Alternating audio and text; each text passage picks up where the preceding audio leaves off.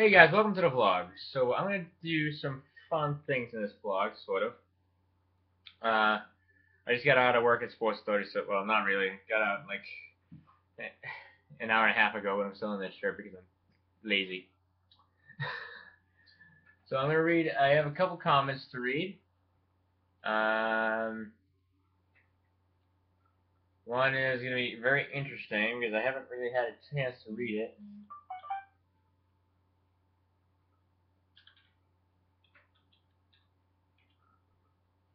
Sorry, that was my phone going off with the good news.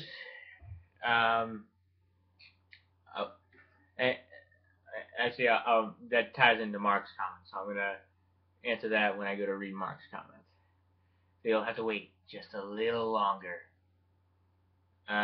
Oops, wrong channel. Sometimes it's a pain to sort through all my channels.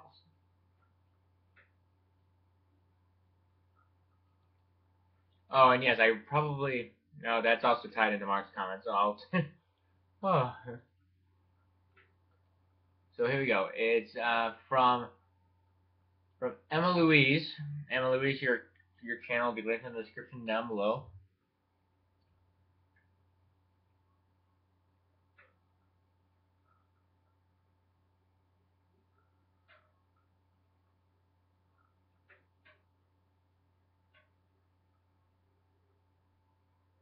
Yeah, she says. Well, I'm assuming it's a she. Can I say something? This is rhetorical. I'm saying it anyway. It is okay to feel sexually attracted to someone based on how they look, but sexual objectification is different. Sexual objectification is usually the feeling of entitlement to having sexual orientation with someone because of how they look, and only because of how they look. It's using and thinking of the person as an object to have sex with rather than thinking they are a hot, sexy person. An example of objectification: you should have sex with me. No, you should have sex with me because you're a girl and I'm a guy, or the other way around. Dude, I told you no. Why won't you have sex with me? Leave me alone. Uh, she wants to have sex with me because I'm a guy and she's a girl. That's how it works. So she has to have sex with me because she's a girl. Okay, I can see that. Um, but the whole video was targeting at the use uh, of women's, and this is all my sex object BS. My response to Lacey Green's video of sex object BS. Um, so yeah, I could see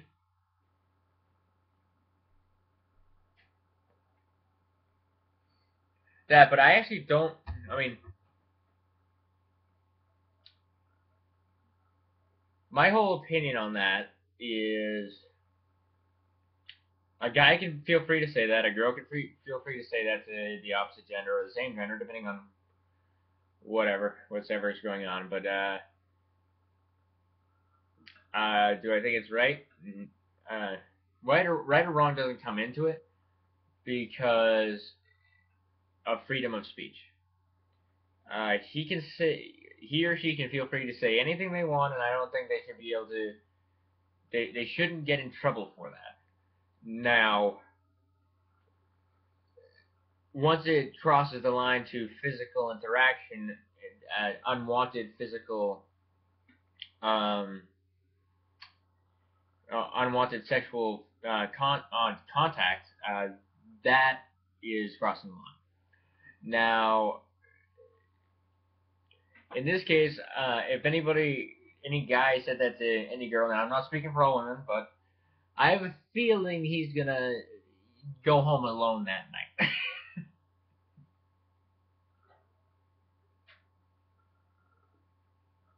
Now, but that's just my guess. I'd put money on it though. uh, this, however, is not. You're pretty hot. Want to go out sometime? No. All right, you're lost. Or sure, let's go out. Awesome. Later on in the relationship, we should have sex. is whistle as girl, damn girl, that ass is smoking. Oh, isn't. That girl over there looks pretty hot. I would disagree. Well, I would disagree that that first one is sexual objectification because uh, you're not really implying that they need to have sex with you because of just their gender, or I think it's a very, very crude compliment or attempt to stand out or get the girl to sleep with you, um, but I think just objectification in and of itself is overly made a big deal of. Um, well, it's kind of a shitty thing to put up with, and I do think that a lot of women do put up with it, but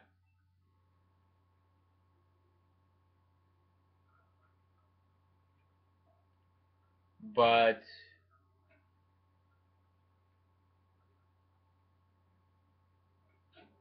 it is something that. Sorry, I'm hearing a noise.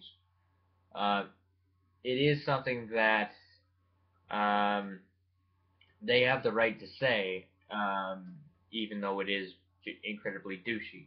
So, uh, so that's my whole take on it. So see, there's a difference between you should have sex with me and we should have sex. Yes, and I'll agree with that. To an extent, the message is still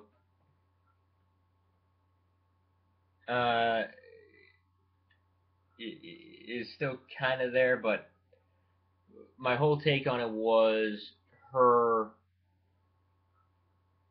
almost trying to police what women can do with their bodies in terms of the ads and the exploitation. I mean, it wouldn't be an exploitation of the women; it'd be almost an exploitation of of sexual attraction. Really, that's what I would call it. And there's nothing wrong with that if they're using it to sell products because, like I said, if women are getting, as long as women are getting paid or agreeing to do this, uh, you know, or on their own agreeing to do this, then there's nothing wrong with it, and it's pretty genius, I think, because it's because we're allowed to, or because we, guys find women sexy. If guys are straight, or there's some men's magazines out there that, or not men's magazines, but use men to draw uh, people, and some men might find that sexy. Um, I see nothing wrong with exploiting that to sell more product. So as long as uh, nobody individually is being exploited. Well, I guess in some roundabout way, the person viewing it is like, but as long as nobody's getting hurt in terms of like, being forced to do those ads or anything like that, I see no problem with it. But it is kind of an interesting thought. So thank you, Emma Louise. Or Emma Lewis. Hoping that I got that right. Your channel will be linked in the description down below.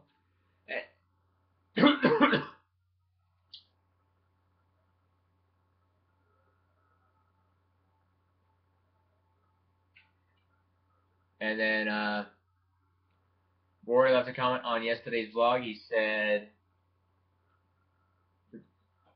"It's very nice to come on here tonight and see where you have posted early so I can see it this tonight and not have to wait until tomorrow. I apologize if my lengthy comments tire you out. That's a lot of reading, and I'm trying to condense some of my thoughts, but I want to be able to hit some of the most major points of your vlog, which never leave me disappointed." No, I don't care how long you read the comment for. Like I write the comment. I don't know. Like I said, reading comics is kind of like the highlight of my day. So, like, I love reading them.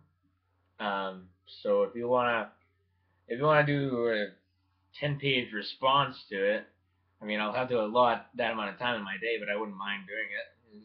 So, I don't know if you want to personally write a 10-page response to my video. I don't even know if there's enough material to write 10.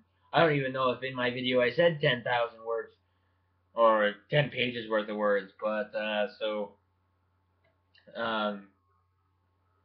you want to write that long, go for it. I'm never worry about tiring me out. It's one of those things like it's too much fun to tire out from.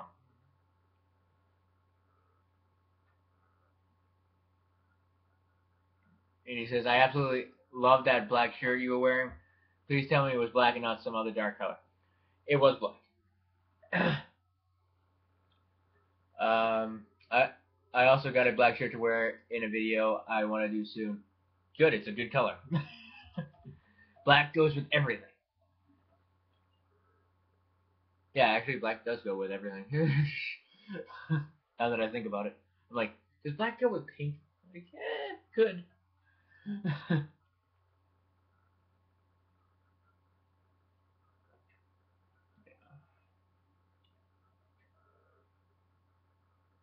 Since you already responded to my comments, I will not repeat them here. Uh, Again, in remarks, I am excited to see the new look with blood red contacts, eyebrow piercings, and tattoos. This promises to be a transformation worth the time and money, and I hope you will be satisfied. Yeah, I'm looking forward to it. And I talked to a couple people at Sports Store, and they don't seem to have a problem with like eyebrow piercings at all. So that should be fine.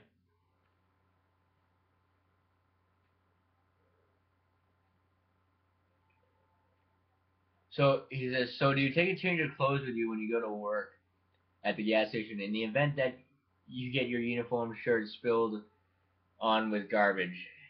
No. And it's not really my shirt that's the issue. It's usually my pants and my shoes. I've had almost an entire bag worth of coffee grinds dump into my shoes. Well, not an entire bag, but it's all the juice and the gross. I have horror stories from that gas station.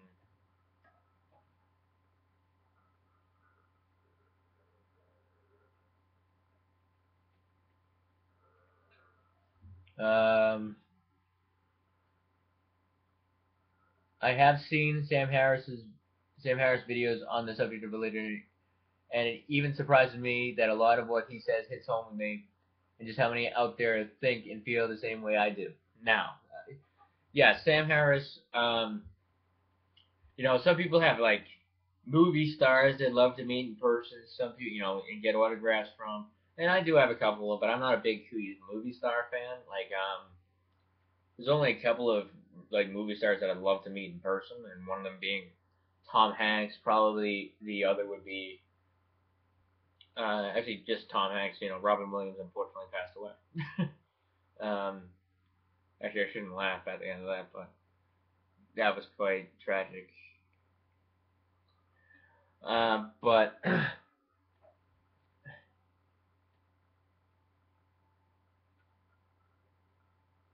but yeah, I would have loved to meet Rob. Would have loved to meet had have met Robin Williams, but unfortunately, yeah, he passed away. So, but yeah, I'd love to meet Tom Hanks because he's I think a really great guy, and one of my favorite actors.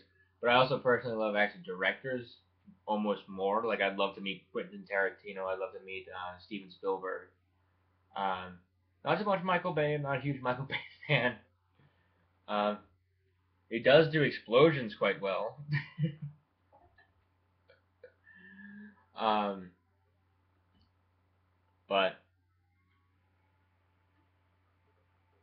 but if I could meet, and I do have like an athlete or two that I'd love to meet. Like I'd love to meet Stan Wawrinka and Roger Federer, and a few others like Kei Nishikori, Rafa Nadal, but and then but actually I would really love to meet like Sam Harris and Daniel Dennett and Richard Dawkins. Those are kind of some of my favorite celebrities, even though people don't think of them quite so much as celebrities. But yeah, I look up to Sam Harris a lot. Just for I mean the Ben Affleck thing. I don't agree with Ben Affleck on like the big. It was a blow up about a year ago, I think, where Sam Harris and Ben Affleck kind of got into a. Well, Ben Affleck got into a pissing contest with Sam Harris, and Sam Harris was very mellow and just tried to explain his reasoning and lost a lot of respect for Ben Affleck that day.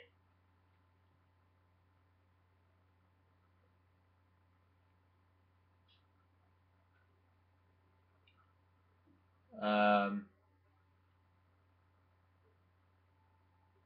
but yeah, it's so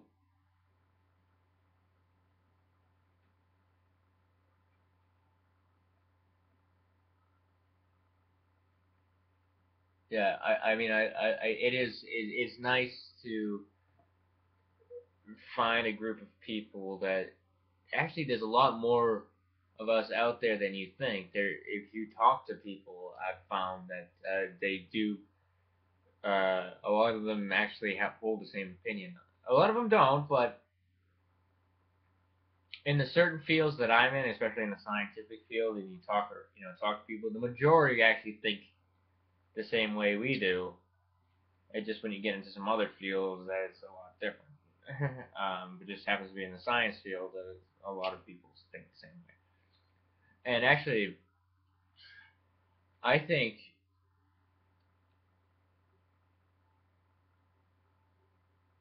and this is my personal philosophy, and it's actually a lot of people actually agree with it, that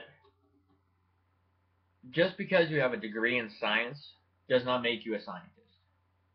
And just because you don't have a degree in science doesn't mean you're not.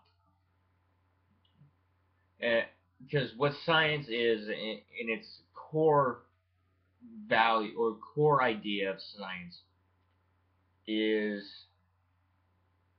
is is being skeptical and using logic and using evidence to make decisions and make judgments. And and most people or some people in the scientific community lack that. Like, and to them, I don't think they're true scientists. I think true scientists are the ones that are skeptical, require evidence to believe in a certain thing, or and then in light of that evidence, will change their opinion on that thing.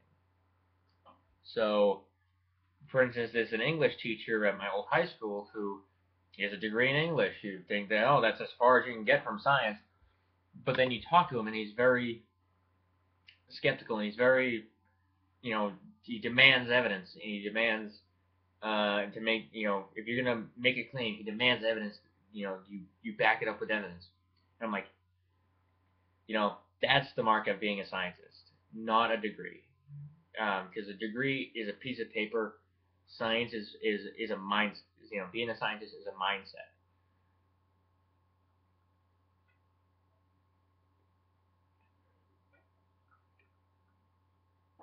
So, um, so yeah, that's why I think there's a lot of science-minded individuals out there, and even if they don't have a science degree, they still have that core value instilled in them, and that's what makes them a scientist. I mean, you don't have to be able to do math. You don't have to be able to know what makes up a damn cell or be able to identify rocks or what chemical reaction causes or what types of reaction produce a gas as a resultant or things like that. So it's more just that core mindset that's important. So,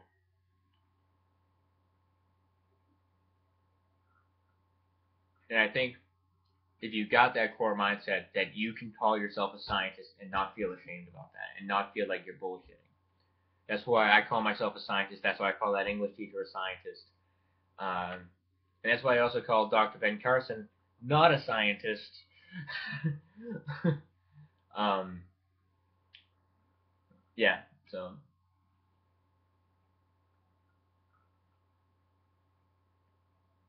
It's quite scary that he's in the lead now for the Republican nomination. I didn't think we could get worse than Trump, but we did. Now I'm kind of wishing Trump would take the lead again over this guy. You always you always say it's like, oh, I can't get worse than this, and it does. And it's like, crap, I shouldn't have bitched about Trump as much as I did, because God, this guy's worse.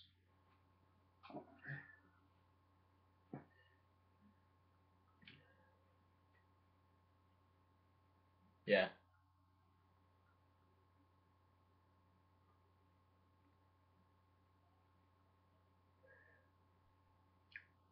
Um, he says one video I watched recently of a man who suffers from CD really struggles with understanding how a God, if such a God exists, why he would allow the suffering of the suffering the world has had to endure, all for the sake of being worthy to go to heaven after death.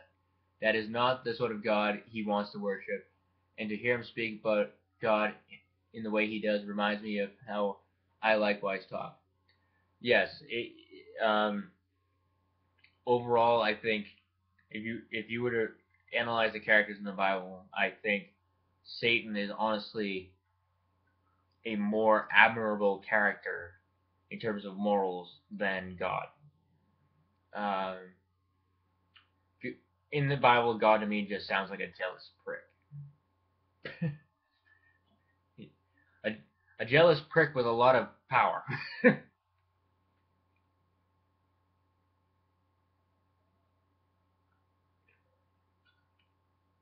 uh, to most, it would be pure blasphemy, asking to be struck down dead, and yet it would shock the very ears off people who thought they knew me as a good and faithful Catholic, but not so anymore.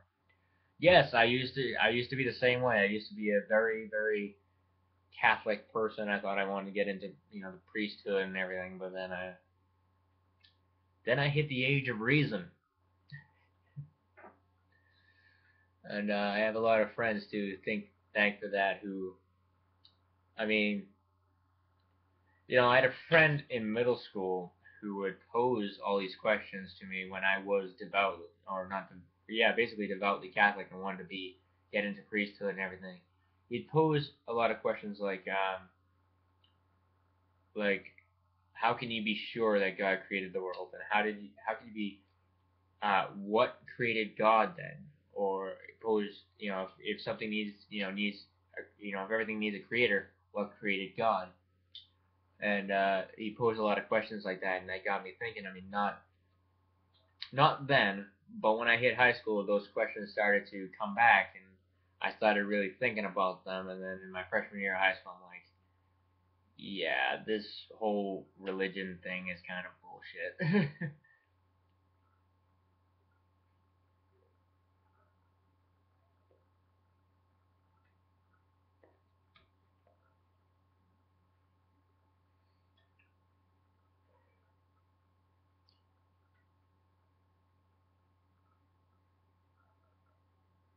um, moving on to the movies you'd like to do, you mentioned monster movies and films.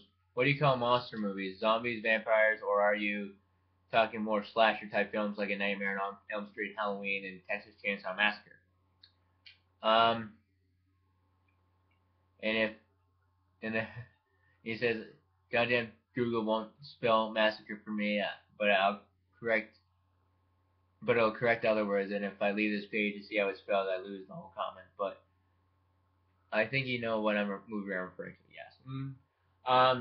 So I almost don't even consider slasher movies horror movies because um, they are kind of cheap horror, and what that is like, let's see how much blood and gore we can throw onto the screen at once to freak the audience out. Which now when I watch slasher movies, I just kind of look at it and I'm like, oh, more blood. That's so original, and that's really scary. It's not horror movies. It's a slasher movie. It's supposed to slasher movies, I swear to God, are designed to freak out teenage girls. That's the only reason they're there. Uh, so, or I mean, to some extent they are freaky. The, if they, they are, I guess, can be lumped in with horror movies, but they're on the very cheap side of horror. They're very cheap scares. Um, versus movies like The Babadook, which is on Netflix, which if you want a good horror movie, that is a good horror movie. So I definitely recommend that. But I want to do a monster movie, and vampire werewolves and zombies are more of the classic horror movie, and I do like the side of that too. And I think they're definitely a step above slasher films. But what the horror movie that I plan on doing is a monster movie, and it's not a particular monster. Um, it's sort of like a monster that's very original. It's not a vampire. It's not a werewolf. It's not a zombie. It's not a slasher film. Um, but I have no idea what the monster even looks like. Well, I know what parts of the monster are gonna look like, and those are the only parts I'm gonna show. Like I'm sort of taking a lot of influence from how Steven Spielberg did Jaws, in that he never showed the shark up until the end. But at the end, I'm not even going to show the full monster, because I think the monster is scarier when you don't see the entire monster. So it's kind of going to be an entity, and I'm kind of taking influence of the monster's design from the Dementors from Harry Potter, and some of the manifestations of the Grim Reaper. That's what I'm kind of taking the influence from for the monster. So it should be definitely interesting to see.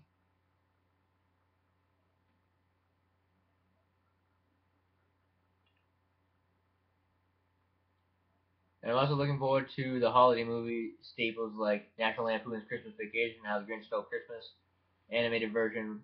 But Rudolph, Rudolph, Frosty, and Grandma Got Run Over by a Reindeer isn't your favorites. That's okay. Yeah, I'm definitely looking forward to National Lampoon's Christmas Vacation. I love that movie. Um, and then yeah, I mean, I do enjoy How the Grinch Stole Christmas a little bit. A little bit. That would be my favorite animated one. Um, just because of all the accusations of me being a lot like the Grinch. I was born with a heart 3 sizes too small.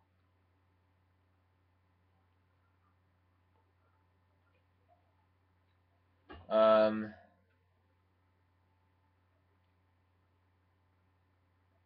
let's see. So then, so then don't look. Then don't look to see red and green context during the 28 days of Christmas. Got it. Well, why? Before this turns into another long one, I'll wrap it up. I will, however, end on this note or notes. If you decide to do a new avatar with your new look, that will be cool. I don't think the Kardashians' life is anywhere near as interesting as yours. Thank you so much. It's uh, I don't actually fault the Kardashians too much. What I have a big disagreement over is how much they make for what it is. And I guess that's jealousy. I mean, I guess you can say that I'm jealous of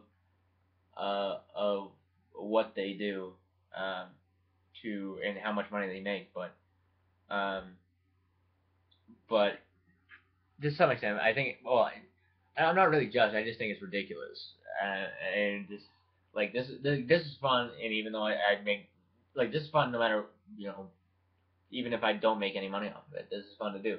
I mean, I love talking with you guys, so like that to me is worth the effort that I'm putting in. So.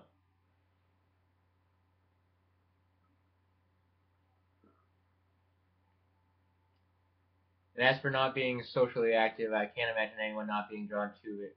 A great guy as you are. Thank you so much. I'm really not that nice. Your personality is very inviting. And now I'm wrapping this up. Thank you so much, Rory. I'm really not that nice of a guy. Well, it all depends on who I'm interacting with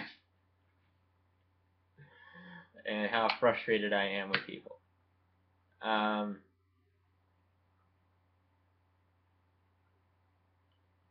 well, I'm very jokingly barbed. Yeah, I'll put it that way. I do mess with my friends. I do kind of pick on them a little bit. Do kind of give them shit. So, but they give me shit back. So I guess it all kind of equals out.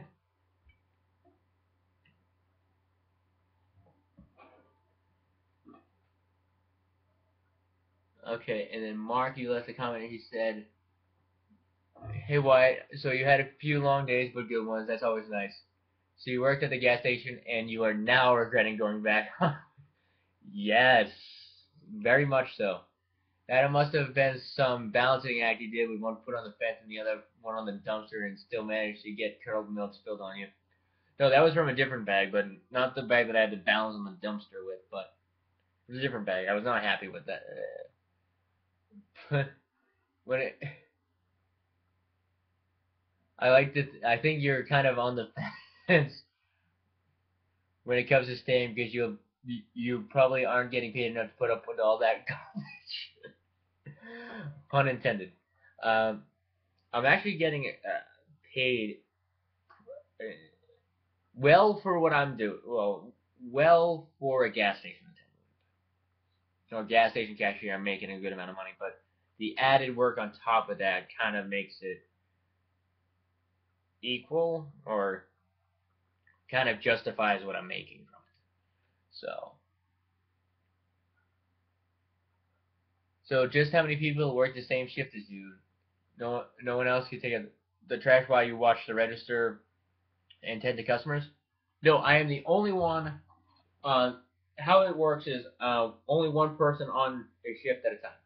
So there's only one person at the gas station at a time. So it's just me, and I have to do tend to customers, clean the store, or as much as I can clean the store and take out the garbage and all that. So that's all my responsibility since it's only one person at a time. Though I wish there were more.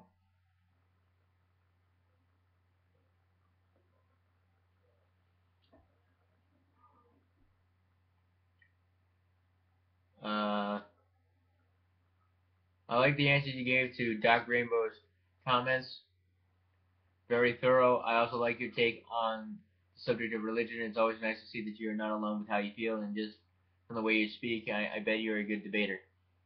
Um, yeah, it's always a good. It's always nice to see other people who feel the same way you do. That's why I love YouTube so much and the atheist community, kind of on YouTube to an extent. The problem with the atheist community right now is feminists. And I'm not talking feminists that believe in the equal rights of women. That I'm fine with. That is kind of actually I'm beyond fine with. I'm will be up in arms to support that. Because women deserve equal opportunity to men. The only problem I have is like the feminazis that are on YouTube. Problem is that a lot of them are members of the atheist community, and they divide the atheist community amongst the people who support this Nazism, and then the ones that don't, and that's kind of causing a big rift in the atheist community on YouTube. And I find that weakens our cause to a significant extent. But it's also something that we can't just like let them, you know, do their do whatever they want because we got to call being an atheist is I mean at its core is not believing in God, but most atheists at their core it's beyond that. It's calling bullshit when you see it and not letting bullshit run rampant.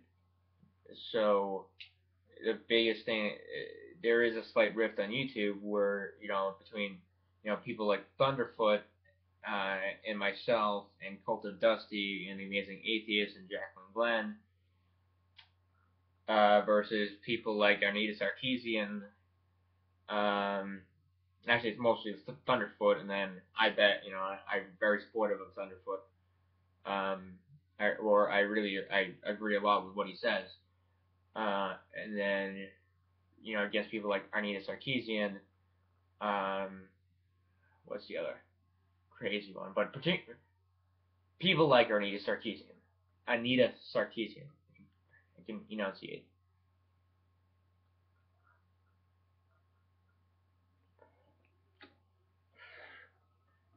But yeah, so there's a big kind of rift going on with that, but hopefully that will work itself out and not cripple the atheist community too much. I bet you are a good debater. I'm all right. I'm proficient at it. I don't often lose debates. Uh, there's just one guy that consistently crushes me, but he has an actual degree in logic. He's an atheist, and we don't disagree on a lot. Um, Actually, not much anymore, because what happens is that when we do disagree, he usually flattens me in a debate, and then because debates. This is how ended the debate. This is how the end of the debate. This is how the end of a debate should be. If you cannot if you cannot find fault in the other person's logic to support their opinion and their logic and the the the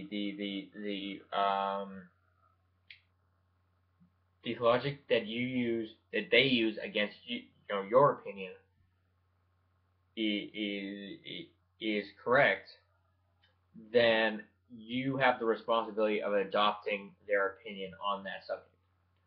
So the reason why we don't disagree on a lot, or much anymore, is because anytime I've ever disagreed with him, he's flattened me in a debate, and then I've adopted his opinion on it. So that's how debates usually work, or that's how a debate between rational-minded people work. And actually, I wouldn't even call that a debate, more of a discussion. Now, the difference between a discussion and a debate is a discussion, it takes place between two open-minded individuals, meaning that they will change their opinion on a certain subject if provided evidence to change their opinion. So we actually we have discussions, not debates. Now, a debate takes place either between two closed-minded individuals or an open and a closed-minded individual. There is no point to a private debate, because one side won't change their opinions no matter what facts are put in, or what logical reasoning is put into play. But so the goal with a debate is to have an audience and to win over the audience. Like, you're not, like, in a debate, your goal is not to beat your opponent. It's to win over the audience. And most people don't see that. Like, when I debate, I'm debating a closed-minded individual, I'm not seeking to change his mind. I'm seeking to change the few people in the audience who are open-minded, who will change their opinion if I present the facts. So my goal is to win over them, not the other guy. So,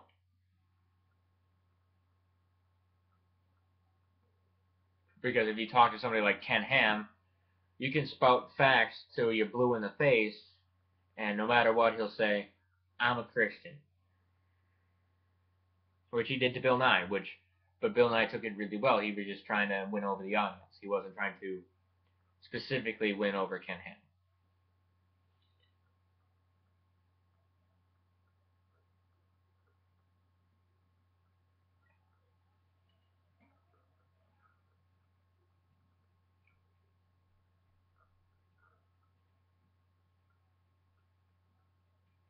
On the subject of your upcoming look with the contacts, blood red, the eyebrow piercings, and tats, that's sure to raise some eyebrows, especially among your family and anyone else who isn't used to seeing you in any other way except for the long hair, which really isn't any sort of style statement.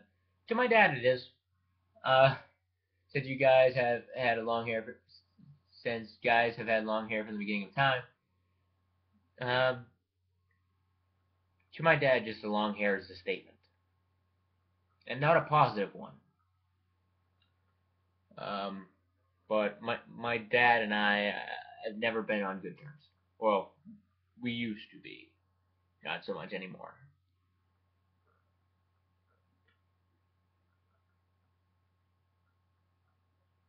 But that's a story for another time. um, and then and yes, I am all for the new avatar of you two. At least one with you, at least one of you with a cigar. It only stands to reason this is a cigar blog, and even though the name of your channel is called Why I Told Two, but that can be easily corrected by adding those words to the name. Take it from Romeo. Yeah, I might change the channel name to um, to incorporate the fact that it's a cigar blog. But I'm also gonna do probably if I do play tennis, I will put snippets of the vlog into the tennis, the tennis into the vlog. But I will mostly be smoking cigars until I run out of cigars. Uh, so so it's something good in the works. Is that why you didn't want to mention it much about at the beginning of your vlog out of fear of it might not go through? Yeah, basically it's kind of in the works. Um, it should hopefully go through, and it should hopefully be. It's going well now, and the text that I got earlier in the vlog alludes to that. Um,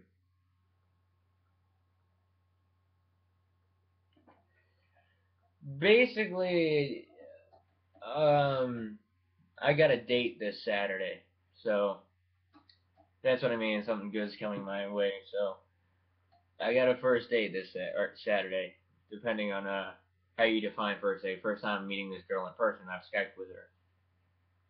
So, and she's very nice in terms of how smart she is. She blows me way the fuck out of the water.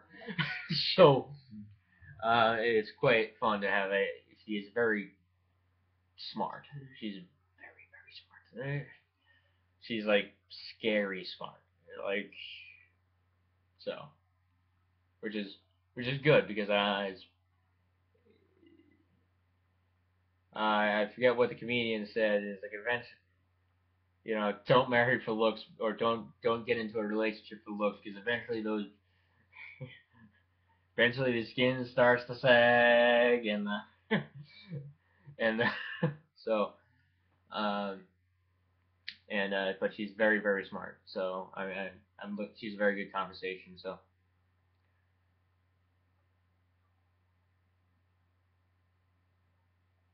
I'm looking forward to that. But like I said, it's the first date, so I don't want to jinx it. He says, "I'm all good for whatever comes your way. You deserve it after the kind of year you've had." Thank you so much. I'm definitely looking forward to it, and I hope you get to go on that vacation. I'll try to watch the Sam Harris video you posted a link to and offer some of my opinion on the matter. But until there is more, here's a bidding you a very good day, Mark. EL. P.S. I forgot to mention the black shirt. Very nice. While I don't own a lot of black, I still think it's a great color. Thank you so much, Mark, for your comment, and your account will be linked in the description down below. Uh, and until next, oh yeah, what I was gonna do at the end of the vlog. So I'm gonna give you actually a kind of a tour of my racket collection,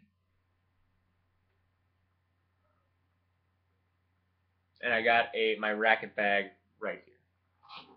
And I'm gonna do a video on this from on Tennis Obsessed too. So you've seen this racket before. This is my new racket of choice. This is the Pro Staff RF97 autograph. It's Roger Federer's racket. Racket. He actually helped design this racket with Wilson, and it's a phenomenal racket. Uh, it just holding it in my hand just feels like everything feels perfect with this racket for me. So I love this racket to death. Like it's just perfect. Perfect all around. Perfect for my style of game, especially with the string in it. You know, with the string set up in it. With this racket, you know, nothing feels better than this for me. So this is like gold.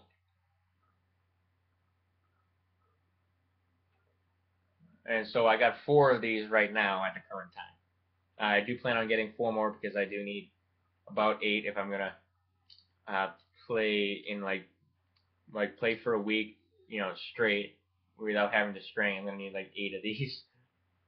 But I got 4 at the current time, so.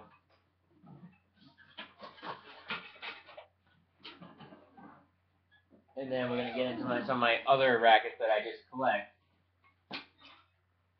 Here's an oldie but goodie. This is a Spalding Fast Flight racket. It's 85 square inch head. I got it strung up with Gamma TNT string, which is kind of like old now because I strung it a couple of years ago because I don't play with this racket very much. Mostly because it's an 85 square inch head size, which is a little challenging for me. But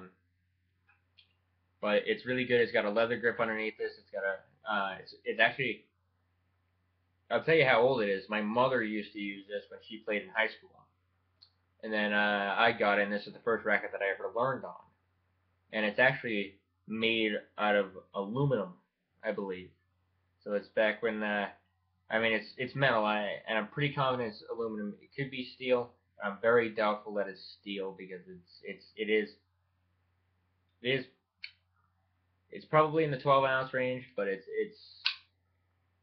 most likely aluminum.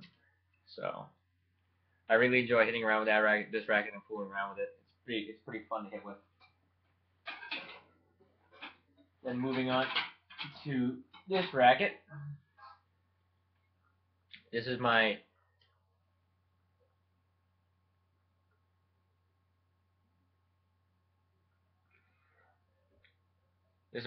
Yonex V-Core Tour G 310. Now this is the lighter version of the racket that Stan Wawrinka plays with. He plays with the 330. Actually, I think I would have liked the 330 a little bit better, but this is good for coaching because it's lighter and it's got an 16 by 20 string pattern, so it's a little bit more dense and it gives me a little bit more control. And it's basically an all-control racket, so that way I can go right through and coach with it pretty well and put the ball in a dime and not overpower my clients so much. So I really enjoyed it. It's got the nice isometric head shape, which Yonex does. It's kind of like almost boxy. So I really enjoy hitting around this racket. Like I said, great control from it. And so I really enjoy playing with this. I'm probably going to weight it up a little bit because it is a little too light for me. So I'm going to put some lead tape in it. But it should be a really sweet playing stick after that.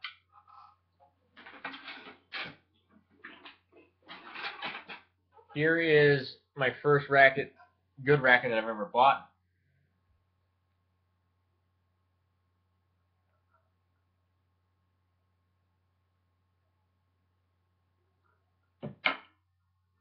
My cigar is going out.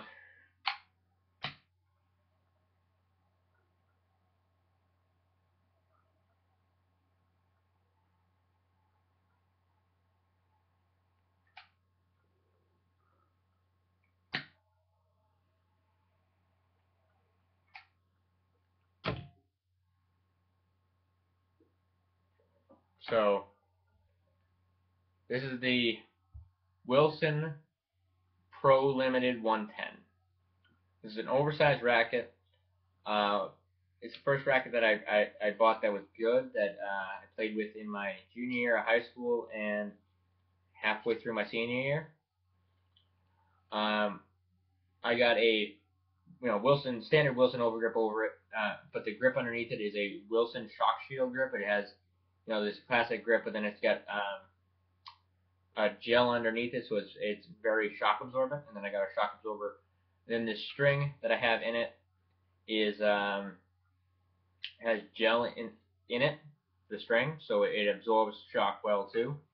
And it's also very, very light. So what I use this for is feeding, because feeding can take a toll on your arm if you're just strictly feeding. So I enjoy that for just like feeding when I'm coaching. So I really enjoy this racket. It's not so good when I'm actually playing, because it's a very powerful racket, because it is a beginner racket, and because of that it lacks a lot of control. So it's very very prone to spraying tennis balls. So this if you try to really hit out, it's not very precise.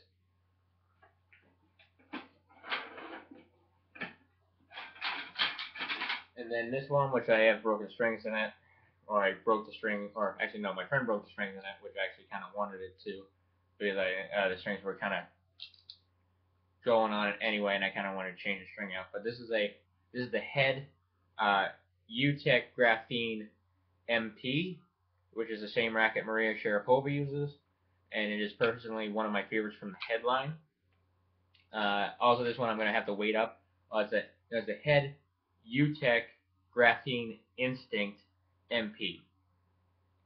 So, and it's a very, very nice racket. It's very, very stiff. It's got a very high RA, so it can be very taxing on the arm if you hit it off center. But if you put a full bed of multi in it, it can be very comfortable. So I enjoy this racket for coaching too, or just playing around with. So this was another one of my favorites, and it's definitely well worth it having it in my collection, because it is one of my favorites or is my favorite from the headline. And finally, you've seen this before, but this is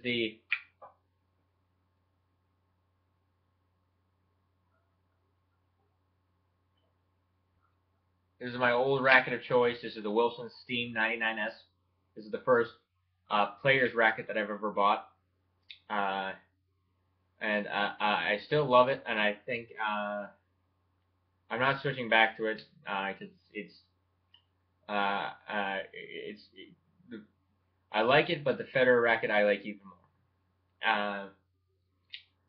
In this racket, I took off the standard grip and I put on a leather grip, and I put this over grip over it. It's great for generating spin. It has a lot of power. It's got a lot of spin to keep that power under control. So I don't feel it's not as prone to spraying as the other Wilson one, the big Wilson one that I have in there. But it does somewhat lack precision, and it does lack some touch to it. And you really got no choice but to put in a full bed of poly, which also dampens the touch on it.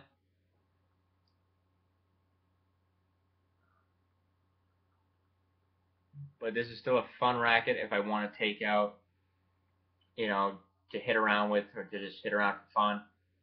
I still love it. I have 8 of these from as my old stick, and I do plan on saving all of them. This is the original one that I bought that I keep in the bag. This is the first one that I ever bought, and it's got Luxilon Element in the strings, and I love Element. Element is probably my favorite 16 gauge poly to play with. It's not so good, not as good as my 18 gauge poly that I put in my actual rackets that I play with, but it's great because this racket does need like a 16 gauge string to rein in the control, and it does need a full bed of poly. And the good thing about Element is that it's very soft, so it helps just cushion my arm for it. I still don't think that if I played with this, very still think if I played with this that it would still hurt my arm a bit, but